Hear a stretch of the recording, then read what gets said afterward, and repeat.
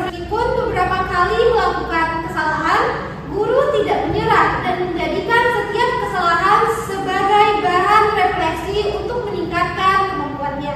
Nah, pada akhirnya guru mampu memanfaatkan teknologi secara efektif untuk menciptakan pembelajaran menjadi lebih menarik, meningkatkan partisipasi murid, memfasilitasi kebutuhan belajar yang beragam, serta mempermudah proses penilaian dan evaluasi pembelajaran.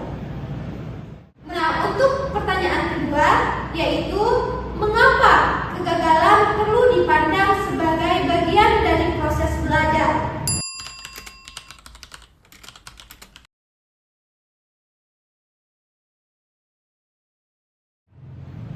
Nah, menurut saya, kegagalan perlu dipandang sebagai bagian dari proses belajar karena kegagalan memberikan kesempatan bagi seseorang untuk mengenali kekurangan, memperbaiki kesalahan, dan mengembangkan kemampuan yang dimilikinya.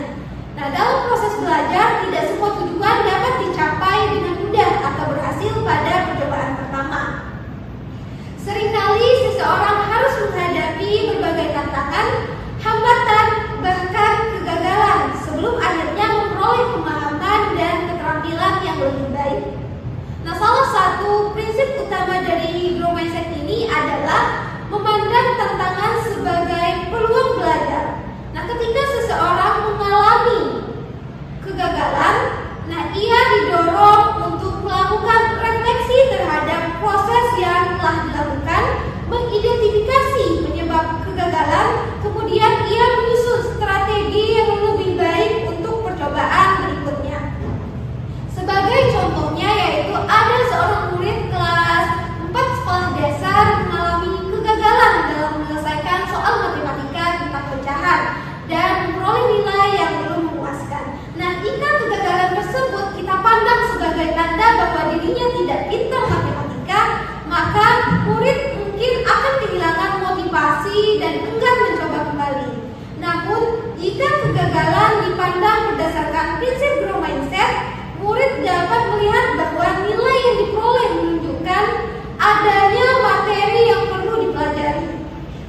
Nah, dengan bimbingan guru, murid dapat mempelajari kembali konsep yang belum dipahami, berlatih mengerjakan soal secara bertahap, dan memperbaiki kesalahan yang pernah dilakukan. Melalui proses tersebut, kemampuan murid akan berkembang dan peluang untuk berhasil pada kesempatan berikutnya menjadi lebih besar.